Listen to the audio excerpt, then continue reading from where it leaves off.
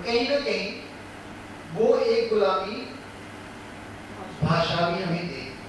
और ये सभी जानते हैं कि हम चाहे उसमें आराम से बात नहीं कर पाते, पर फिर भी किसी भी मानव का व्यक्तित्व यही इससे कहा जाता है कि वो इंग्लिश कैसे बोलता है आज के ज़माने में।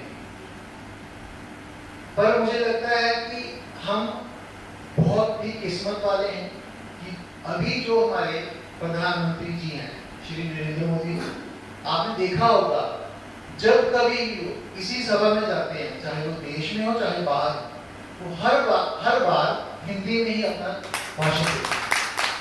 तो ये सबसे बड़ी सीख हमें वहां से मिलती है। पहले ऐसे नहीं होता था, पहले इंग्लिश में ही ट्रांसलेशन चलती थी वहां। बच्चों का पहला शब्द है हिंदी, बच्चों का पहला शब्द है हिंदी, माँ के प्रेम की छाया है हिंदी, माँ के प्रेम की छाया है हिंदी, पिता का प्यार है, पिता का प्यार है हिंदी, नानी की लोरी में है हिंदी, नानी की लोरी में है हिंदी, दादी की कहानी में है हिंदी, दादी की कहानी में है हिंदी, हिंदुस्तान की आवाज़ है हिंदी, हिंदुस्तान की आवाज़ है हिंदी, हर दिल की धड़कन है हिंदी, हर दिल की धड़कन है हिंदी।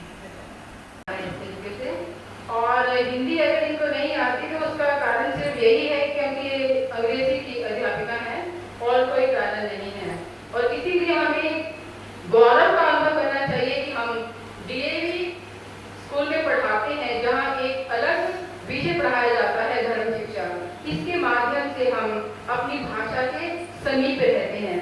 अब मैं बुलाना चाहूंगी नीलम मैडम को। तो इन्होंने ही एक गाना बताया है, उस गाने का भाव आप हिंदी भाषा के लिए समझ लेना।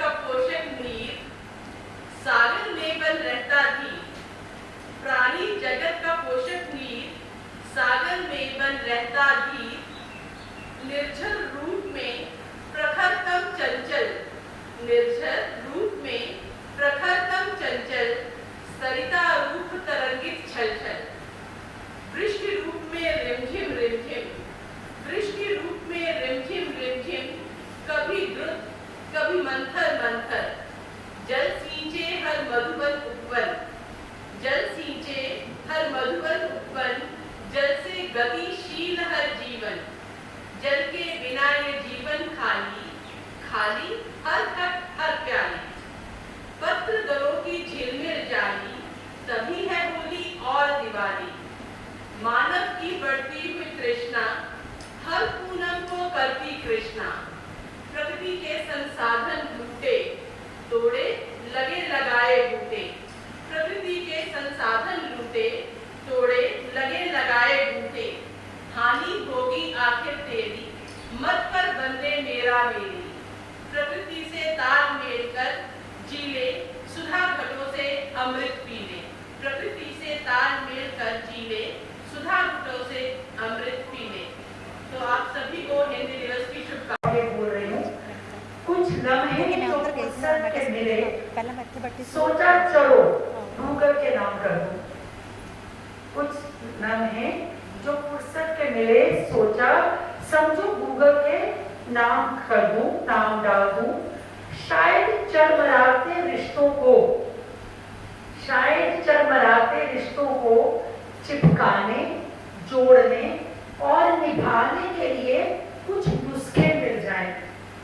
शायद चरमराते रिश्तों को, थोड़ी गहन बात है, समझ रहे होंगे आप। शायद चरमराते रिश्तों को चिपकाने, जोड़ने और निभाने के लिए कुछ नुस्खे मिल जाएं। मिल जाए युक्ति कोई, मिल जाए युक्ति कोई अपने रूपों को मनाने की, मिल जाए युक्ति कोई अपने रूपों को मनाने की। शायद कोई फॉर्मूला मिल जाए माँ बाप को अपने बच्चों के आगे अपनी वफादारी और ईमानदारी जताने का।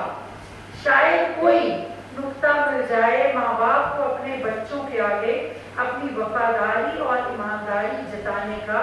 शायद रास्ता कोई हो, शायद रास्ता कोई हो जो नौजवान पीढ़ी को बागवानी, सेवा और सत्संग से जोड़े। सत्संग का कंसेप्ट है कि वो बुढ़ापे में ही करेंगे, जो बहुत गलत है। शायद रास्ता कोई हो नौजवान पीढ़ी को बागवानी, सेवा और सत्संग से जोड़ने का, पर नहीं। गूगल भी संबंधों की कड़वाहट और कसैलेपन को दूर न कर। हिंदी दिवस के उपलक्ष्य में शुभकामनाएं। मैं यही कहना चाहूंगी कि यहाँ भारतीय रिश्तेदारों का तालमेल और रिश्तेदारों का होना जरूरी होता है ना। उन सब के होते हुए माँ और मासी का प्यार बहुत ज्यादा है।